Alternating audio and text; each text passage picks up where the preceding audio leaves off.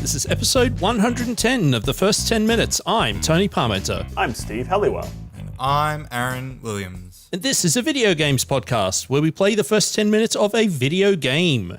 Then we sit down here to discuss how well that game communicates itself to the player, both in terms of what the game is about and how to play the game.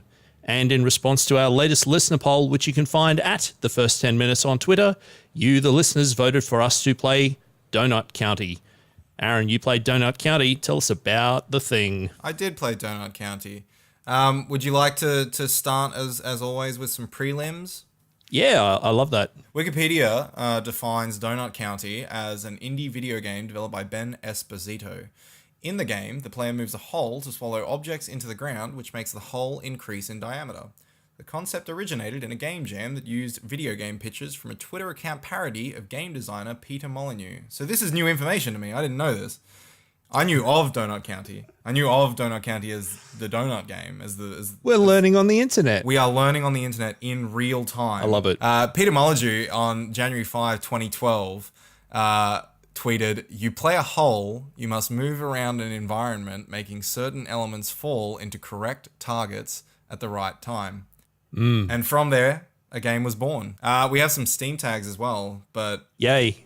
Steve, do you want to take that task? Sure. Steam defines Donut County as an indie adventure, casual, cute physics, puzzle, funny, great soundtrack, story-rich, short game. There you go. Cool. So I played this on my phone. I didn't know that it was actually available on PC or on PlayStation 4. So I played it on that. That will be the platform on which you're viewing the footage, which you should on YouTube to accompany this wonderful, wonderful episode. So I hit new game, right? That's normally what you do when the game begins, and it does so. Also not in the video. I mean, it's okay. Well, sure. Implied. That's Implied. That's some fringe content. This is the orchestral overture that precedes the footage beginning. So imagine, if you will, hitting new game in complete darkness, and then asking whether or not you'd like to overwrite your current game because you played it already a little bit. And you say, yeah, sure, why not? And then the game begins. The sacrifices you make for this podcast, Aaron. Indeed. So we're in an environment that seems to be sort of a suburban area in New Mexico or just Mexico. Sort of terracotta roofed houses, large open backyards, a pickup truck, that sort of stuff. We seem to be centered on a house, and pretty soon a UI overlay comes on that defines it as Mira's house. So in terms of describing the colors and the visuals that we're looking at here, very like sort of solid pastel colors. These are 3D objects, but they're not really sort of accepting light. There's just sort of a solid fill on their meshes. Color palette is quite earthy. It's appropriate for a Mexico desert type environment. Interestingly, the UI contrasts with the sort of Max Headroomy 80s neon sort of vibe to it, which is cool. It's a nice contrast. It works. So I tap, at which point we immediately zoom into the house that we're looking at, and I get to see some of the sort of household objects that litter the space very, very quickly, including amongst them that I can see a cat, a watermelon, a bird in a cage, a bowling ball, the words Ben Esposito presents suspended in air in the living room, an amp, a French bulldog, and someone sitting on a bed texting with a phone, which either has one of those, those hook things that you can hold on to steady it. You know what I'm talking about? Yep. That new fad. It's either that or a slice of rock melon. In either case, I'm totally fine with it. So the interesting thing about this here, what we move into, is that we sort of center frame on this person who I'm assuming is Mira, and find out soon enough that it is. Right. And then we go straight into a DM chat that I'm having with a raccoon wearing an ascot. Pretty standard. Okay. Yep. So I knew this is the You're a Hole game. It's the Yep. Hole game. It's the one where you swallow things as you're in your hole. And we start out doing Twitter DMs. And it weirdly enough, I actually kind of felt like at this moment, with this sort of like really jarring bit of content to front end the experience, that this game was probably going to commit really strongly to its narrative premise, even though I'm not a whole. Okay. I got the feeling that a game in which its central pitch is you're just going to be a whole, for it to start with a Twitter conversation, there's a sense that this will be leaning in the right direction towards its absurdity. Right. But we actually start having a proper back and forth chat that is centering the narrative premise of this game. Before any of that happens, though, as the video footage is going to indicate, after BK first sends the messages to me, I'm able to either hit the reply button or there's a duck beside the reply button that gets illuminated. So I press the duck button because, of course, I'm going to press the duck button. At which point I send a duck emoji, and I realize that this is the sort of Facebook Messenger equivalent of the emoji that you set instead of the thumbs up. Right. And that, for whatever reason, Mira and the heretofore unnamed raccoon have settled on a duck. I decide to test, once I send a duck, and the raccoon sends a duck back. Or at least that's what happened the first time I played it. Knowing this, I sent 3 ducks because I was like, right. I wonder what's going to happen if I send more than 1 duck. There is a pause, Yeah. and then the raccoon sends back a duck.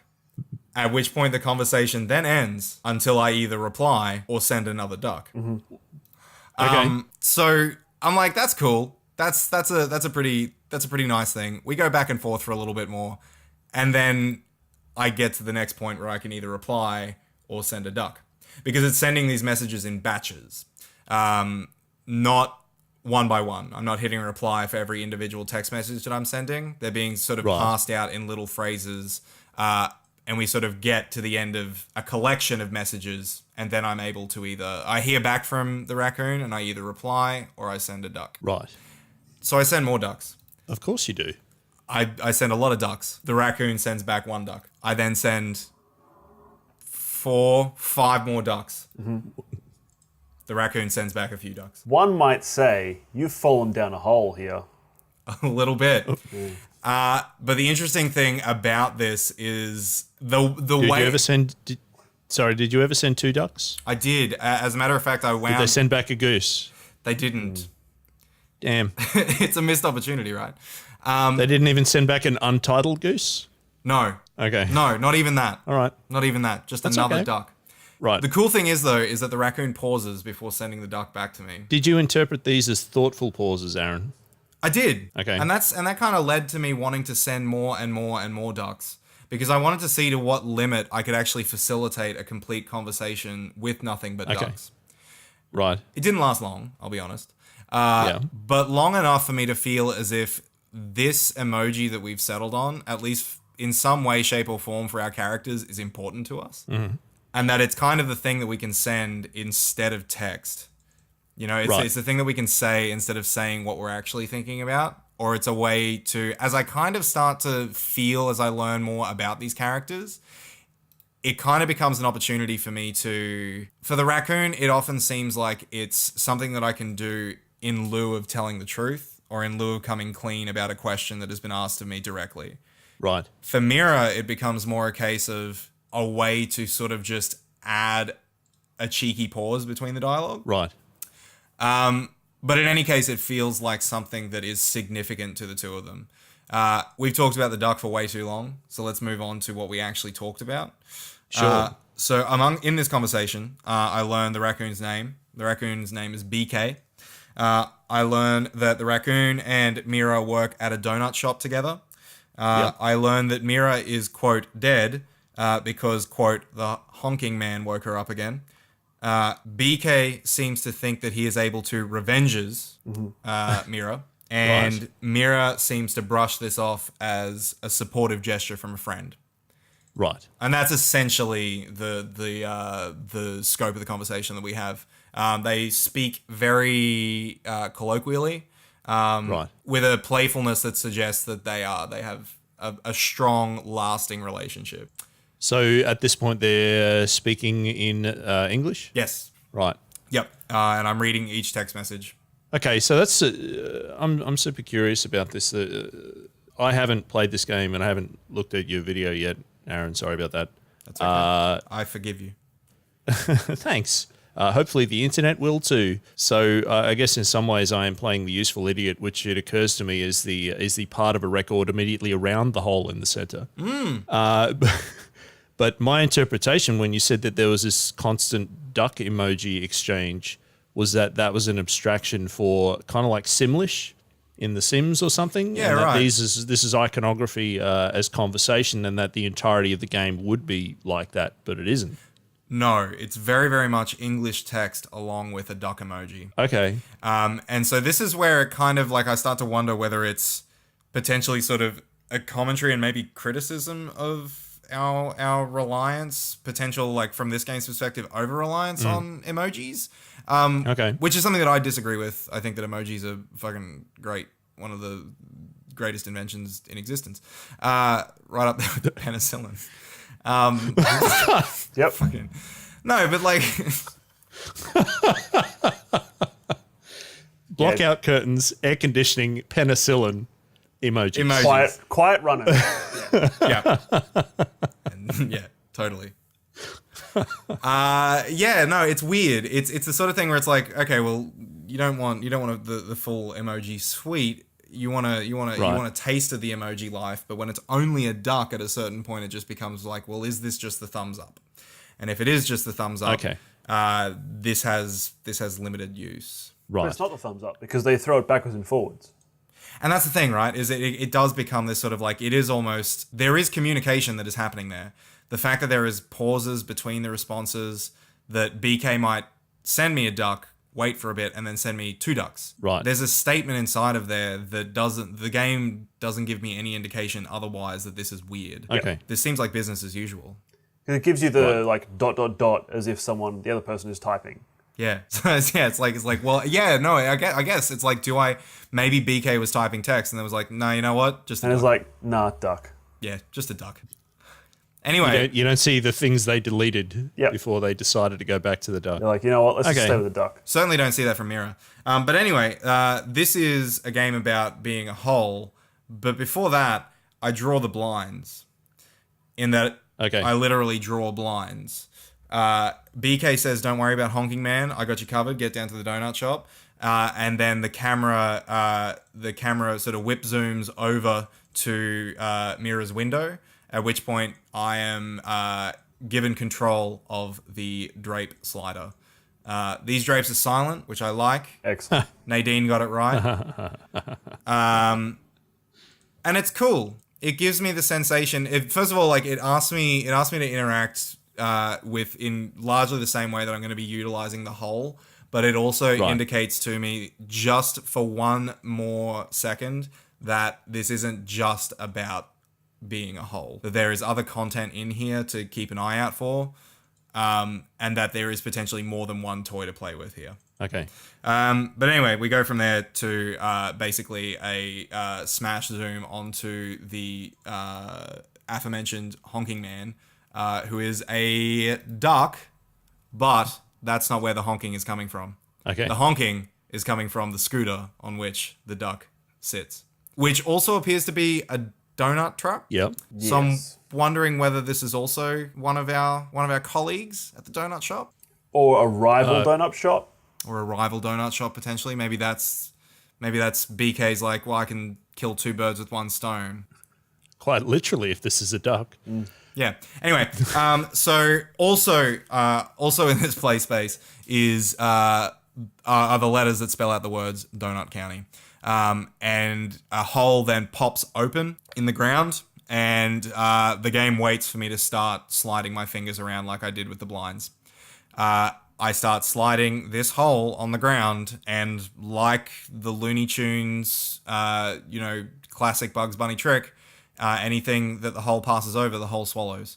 However, this is Katamari Damacy rules, so instead of being a ball and only being able to stick to things that are smaller or the same size as you, in Donut County, you can only swallow things that will fit into the donut hole. The cool thing, though, is that the size of the letters on county are exactly the same, and it's the closest thing that you can swallow to where the hole appears. So it's generally speaking probably going to be the first thing that you go for. And it's able to communicate to you like immediately without you missing it, that this hole is going to get bigger every time it swallows something. Right. Because by swallowing 6 objects of the same size, the emphasis is on the hole getting bigger. Yep. And I kind of just set to sliding the hole around and allowing these physics objects to tumble clumsily into the hole. There are some things, like say there's a letter T that I swallow, that I do so even though I don't have the hole big enough, by getting the neck of the T in first and then jostling it side to side so that it slips in. But the ultimate goal continues to be the honking man.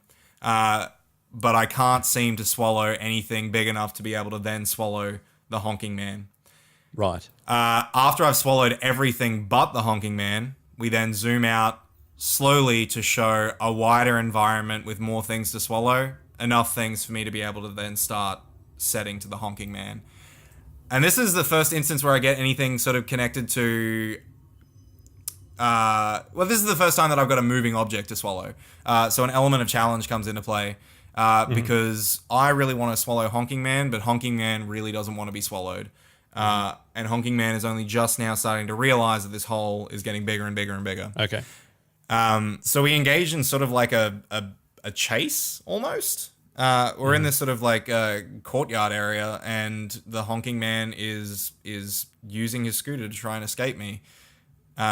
There's one beautiful moment in the video of the Honking Man trying to reverse away from the hole as I chase it down. There is a moment where I get the Honking Man's front wheel into the hole before he then hits the throttle and flings himself out. But inevitably, I get my Honking Man. All things must end. All things must end. The Honking Man must be swallowed. So we then go over to the donut shop.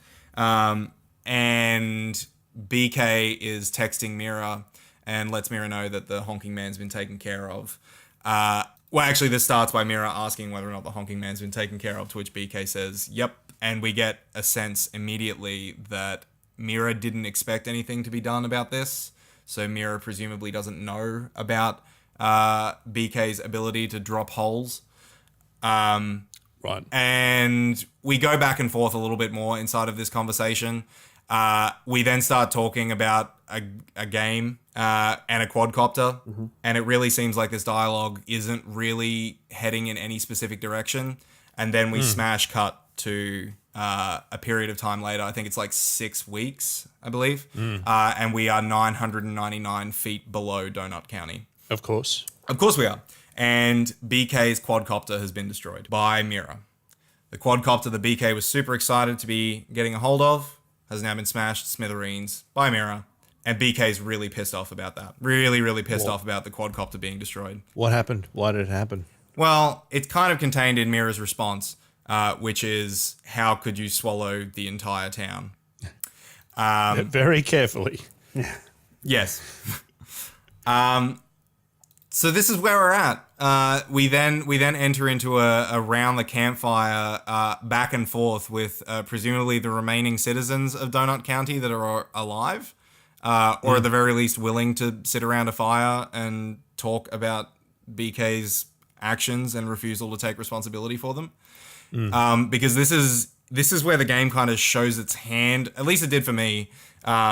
Starting out as a Twitter DM conversation, followed by me dropping a hole on the ground. The detail left out, which is probably worth mentioning, is that a portrait of BK appeared in the top left of the screen as soon as I was in control of a hole, and BK was sitting at a computer typing, showing that BK is in direct control persistently of this hole as it's swallowing stuff. Okay. I get the sense immediately that this game probably has a few things to say about people's behavior on the internet, and the science that exists that indicates that there is often a lack of connection between what it is between you and the person on the other end that you're typing something to, and an unwillingness to take responsibility for the fact that this is still communication, and communication always has an effect. And I think that it's facilitating that through BK swallowing the entire town. And then sitting underground with everybody else and being like, but I'm a good person. I would never do something like this. In spite of people in the ring saying, you destroyed my son, my puppin good boy, or whatever it is. Puppin boy, I think is what the boy is referred to as. And this is where we start to get a sense of like, okay, so we will be going back to playing with holes. We do so because one of the citizens is unsure as to whether or not their boy is still alive. What happened to their puppin boy, and then we head back up to the surface. Now, I got confused here because I didn't know whether or not we'd done a flashback, or whether we were going upstairs for meanwhile, or we were going to later for BK tapping away at the computer further on down the line. Turns out it was a flashback. Right. But it was a jarring moment. In any case, I'm told to tap anywhere to deploy a hole. I tapped it won't show this on the video, but I tapped kind of like far away from the area that I knew I'd started in last time. So I tapped around in sort of the backyard of the area, but it still took me to the same place as it did when I first played the game, which is down to the bottom center screen, where there's a collection of small objects that I can utilize to start making this hole bigger. Which I set to doing because the donut is a great toy. It is a lot of fun to clean up this messy room. It is a lot of fun to slide this hole around as it gets bigger and to watch these physics objects disappear into oblivion. But anyway, I swallow all of these small objects, a cow's skull in a suitcase, a looking glass, a coffee cup, a terracotta pot. And then eventually, once that's all swallowed, I can move on to the house of the Donut County citizen who was just chastising me underground 6 weeks later. I start swallowing the plants in their garden. When that's all gone, the fence opens and the camera shifts around to a side view of the house, and I start swallowing the workstation at which another dog is making a terracotta pot. I also swallow the pot maker.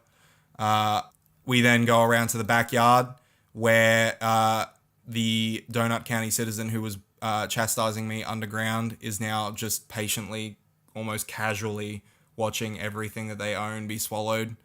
I swallow everything in their backyard. It's probably a good time to Do you talk. have to? Sorry? Do you have to clear everything to progress? That's right. Yeah. Right. It's an automatic camera movement at that point. It really sort of feels like. So initially, even sort of once we first zoom out from the cow skull, and I'm just swallowing up the front yard, there is still a degree of innocence isn't the right word, but playfulness to what I'm doing. And the music supports this. The music's sort of like really cute and chill, just synth tones bouncing around. And then once we shift around to the side view of the house and into the backyard, a bass line comes in. And it's really interesting because this bass line is both a minor melody and tense as fuck.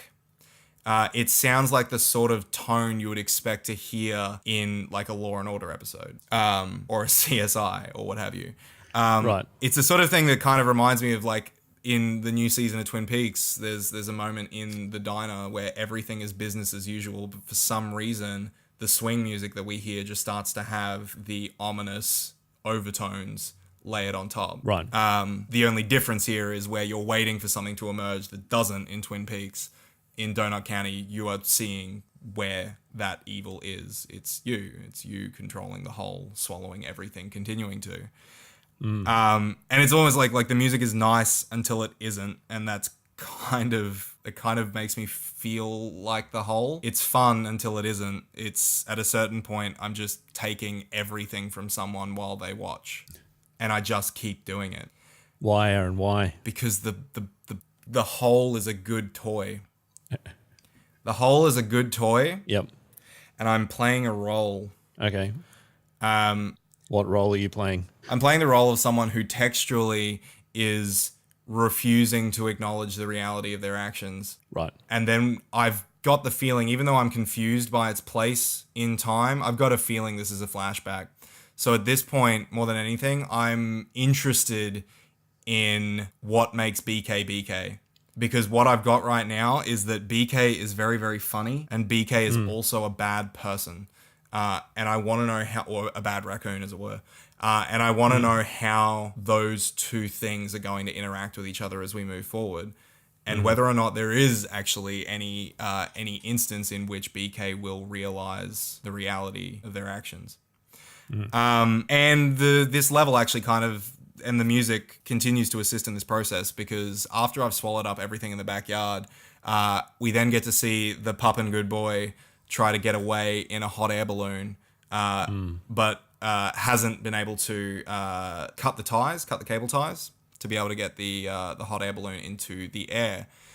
The music goes silent at this point, and this is kind of another sort of like, can you puzzle your way out of this? Where what I'm seeking to do is basically utilize updraft to create heat that then burns and cuts away the cables. But it's dead silent during this, almost to the point that it's like the game's asking me, like, really? Is this really where you want to go, BK? You're determined to even pull an airborne object into the hole? Yeah. All right. I mean, do we want to just barrel straight into metaphors, or? I think we're pretty much at the point now. Yeah. So, keeping in mind that I haven't played this myself, and that my only knowledge of this is from this conversation that we're currently having. Right. Traditionally, in my experience of holes in the ground, when things go into them, the hole fills up, and then the hole is full, and then it is no longer by definition a hole. Yes. So this hole is behaving in a wholly unrealistic way. Yes. When it comes to how holes operate. This seems to be an endless black hole, an endless vortex into which everything is consumed and sucked downwards, irrespective of whether it wants to be or not. That's right, Tony. This hole is the internet. And I guess then by extension, you could say that the act of pulling things or having things fall into this hole in a tactile sense for this game sounds quite satisfying, much in the same way that being a shit on the internet might feel in the moment like you're being vindicated or like you are being victorious or successful. And that doesn't necessarily connotate that you are at the same time being a shithead, but you probably are. Yeah. So at what point, Aaron, do you feel that the game wants you to step back and witness, survey all the damage that you have wrought? I don't know. Right. Because we can continue. I can answer the question by continuing with the 10 minutes a little bit.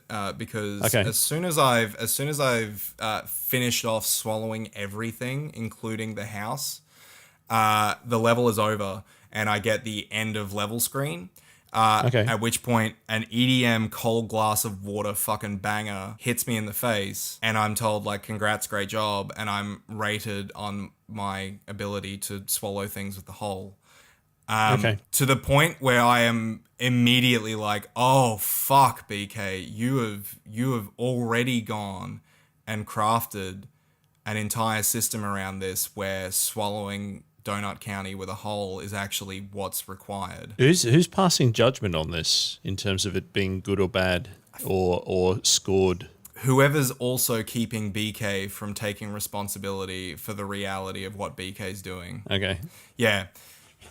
I don't think you get a hint of that inside the 10 minutes. There is beyond 10 minutes. Okay. All right. Cool. I'm glad that there's more to it. But the other cool thing that exists within here is the Trashpedia, which is yet another moment of feeling like BK has endearing qualities. If this is a product of BK's creation, because, you know, all the things you swallow, calling it a Trashpedia, that makes sense for a raccoon. The descriptions also seem to indicate this is what a raccoon would see this object as. A cardboard box is described as a free house that you shouldn't want to get wet.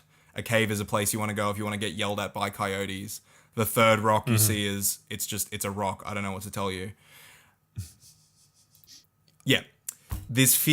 At the moment, this feels like a construct for BK to feel better about what BK's doing. Right. But I'm not 100% sure. Okay. What does BK want to accomplish?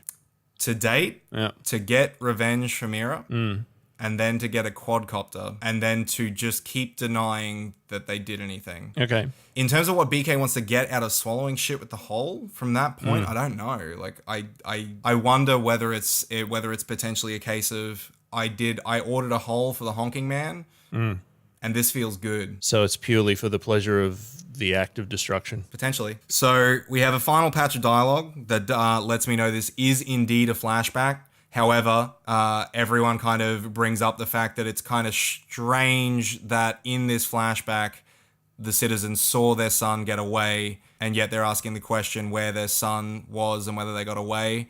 BK's like, this story's full of holes, which is very cheeky and very clever. And then we move on. Okay. Because you need to see the donut. You need to see the donut. You need to see everything that the donut's going to do. And if that means logic flaws, then so be it. And I'm cool with that. Okay.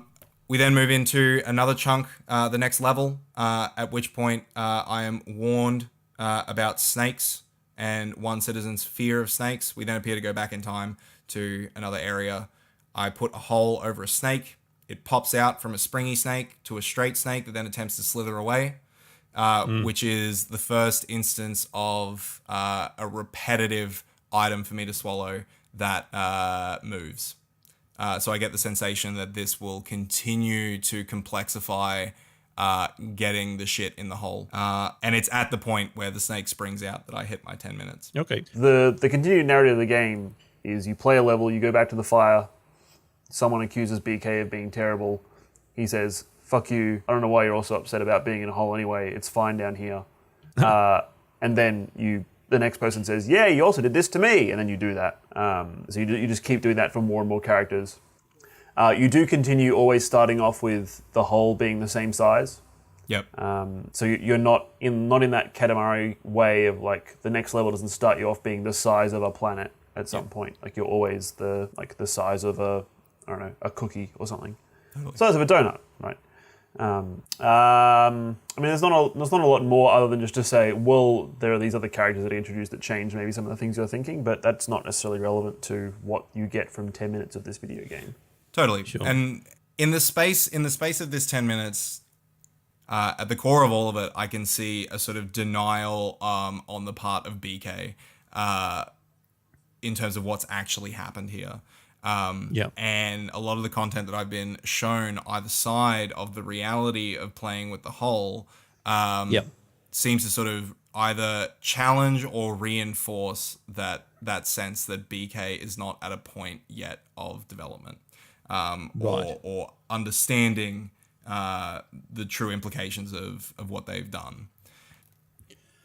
So I've got a question for you, Aaron, in regards to, I mean, we're inferring a bunch of meaning from this in terms of the metaphors that are being used and the way that you're being asked to engage in this repetitive activity that is inherently satisfying, even though it is destructive. Yep. In terms of how it's being presented in the world. You're playing this character, BK. Do you feel that are you meant to be empathizing with BK? Are you meant to be playing this game because you are an internet shithead and this is suddenly going to make you have a eureka moment? Because this is kind of reminding me of the conversation we had about Spec Ops: The Line. Yeah. Where if you're going to keep playing it, you're already somebody who gets the point. So what are you actually learning? Yeah, and Spec Ops: The Line was the title that was sort of in my head where I was like, yeah, what are we actually saying here about being a dick on the internet? I don't know at this point. I can tell you for sure and certain I don't empathize, nor do I sympathize with BK in any way. But yet you keep moving the hole underneath objects, Aaron. I keep moving the hole underneath objects. Bear in mind, that you paid money for the video game and you want to get your money's worth by completing the video game? Bear in You were mind. forced to play 10 minutes of it. Bear in mind. Allow me to BK for a second. Sure. When I swallowed the honking man, Yeah. I didn't know what I was actually doing. In my defense, Your Honor, I didn't know it was illegal. I didn't know that we were swallowing 999 feet. Okay. All right? So, didn't know that. Second time around, I didn't know we were going all the way for swallowing the house. But by the time I'd swallowed the pool, like, I mean, you know, what else is there to do? So, if we think about this in terms of its genesis, unless Wikipedia is lying to us, which I'm sure it would never do because it's contributed to by all of the human race, the genesis of this came from a conceptual tweet from the Peter Molyneux Twitter account. That's right. Which was purely based around a mechanic for a video game. Yeah. So the fact that this has then been taken on board and looked at and gone, well, what could this be symbolic of? Then there's certainly a flourishing of thematic and conceptual material around sucking things into an endless hole that just keeps growing bigger and bigger. And I mean, because that mechanic could have manifested itself in so many different ways in terms of its rhetoric or in terms of its symbolism. That's the part of the Molyneux quote that's missing here. Yeah. Sorry, I closed the damn tab. The Molyneux quote is, you need to make certain items fall at certain times to hit the correct targets. And the bit that we have here from the Molyneux quote is just, you play a hole. Yep. And I think the word that's missing there is, you play an asshole. Right? This is a game where you play an asshole, the end. Right? The bit where you move around so you can match things at the certain times to match up with certain targets, like, that's not in this game. Yeah. At least not yet. If it does pop up, that's not, you haven't encountered that part of this yet. This is just wanton consumption. Yep. And doing so via a fun toy. Doing so via a toy like the internet. That draws immediate satisfaction and a promise of endless more. There will always be more things to drop into the hole. This reminds me of like fucking early days as a 13-year-old on forums that I'm not going to name, in which The Roman Forum? oh yeah, totally. I'm showing my age. I would like to see more sandals. How? We already have two. Yeah, Every single one of us. no one else needs a sandal. We're sandaled out. We're at max sandals. We need no more sandals. God madman. damn these sandals. Someone needs to put a stop to these sandals. We're in oversupply of sandals. Anyway, continue. Yeah. Sorry, Aaron, you were trying to make a pertinent point. This episode's a whole.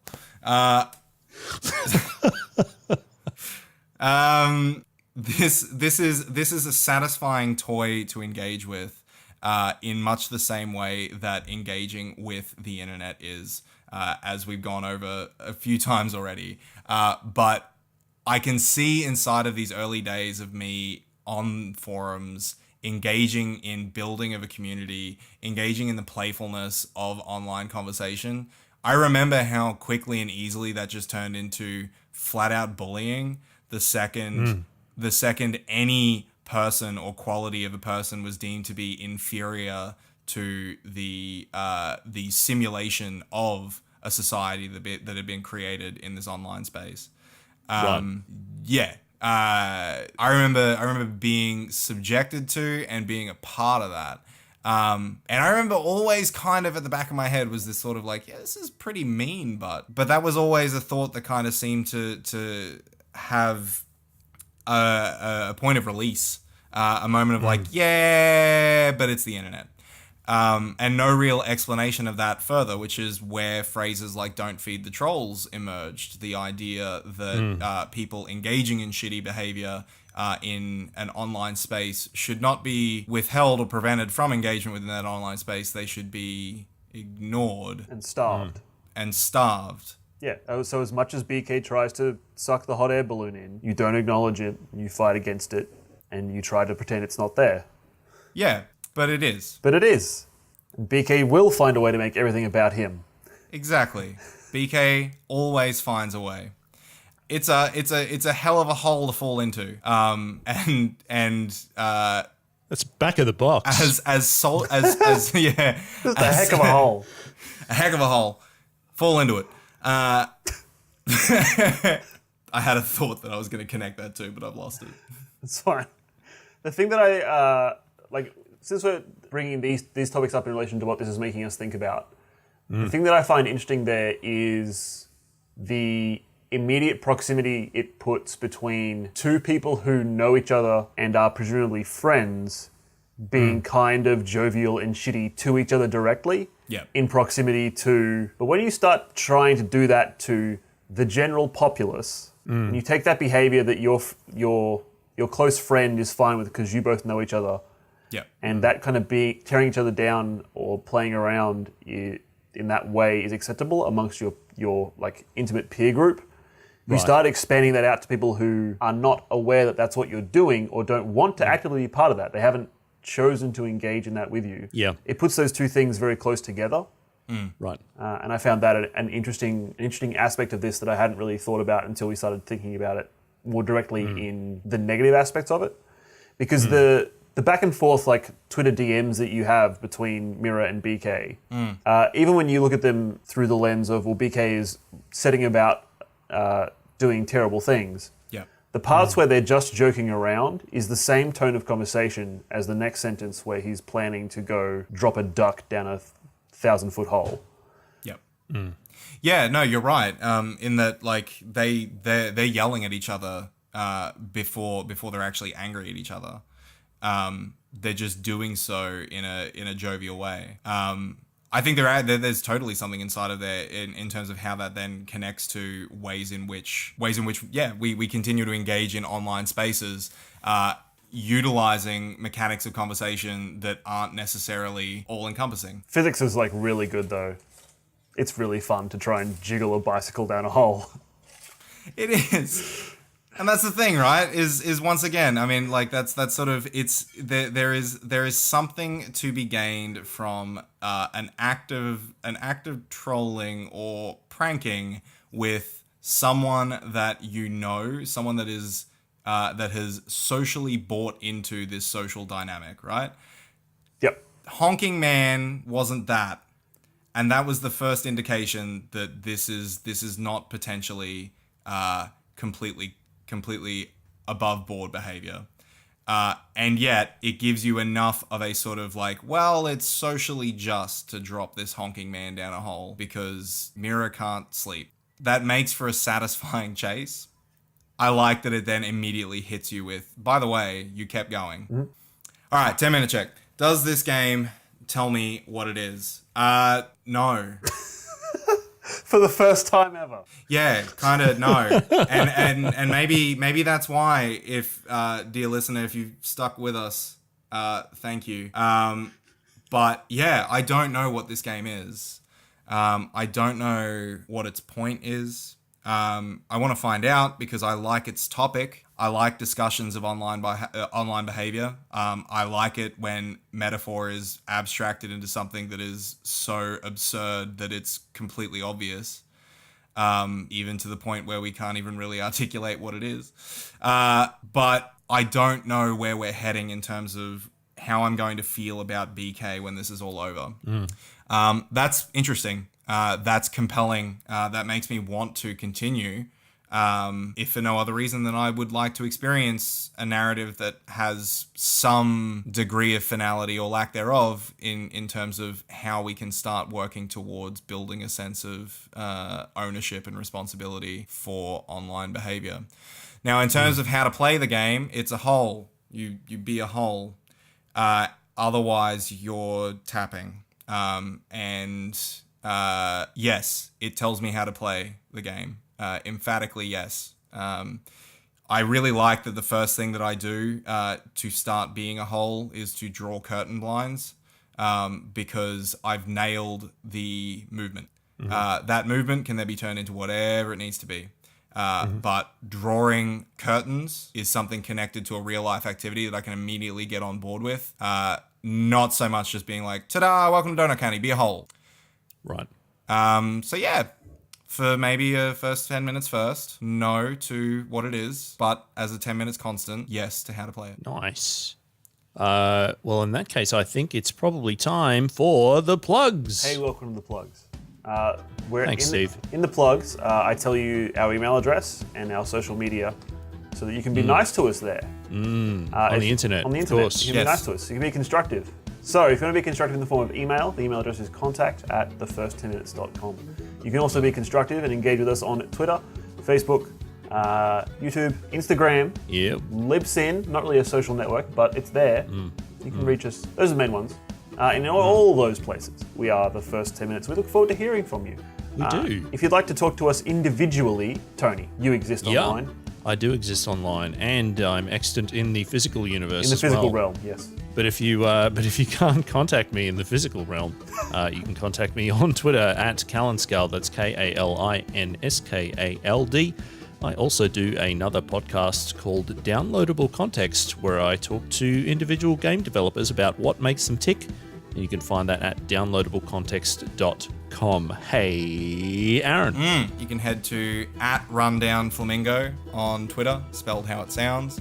And that's pretty much it. Hey, Steve.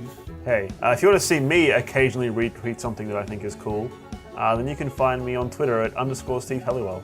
And there you go. Yeah. You can also go to codewithmeifyouwanttolive.com. Yeah, you can find, if you really wanted to. Yeah. That is my website.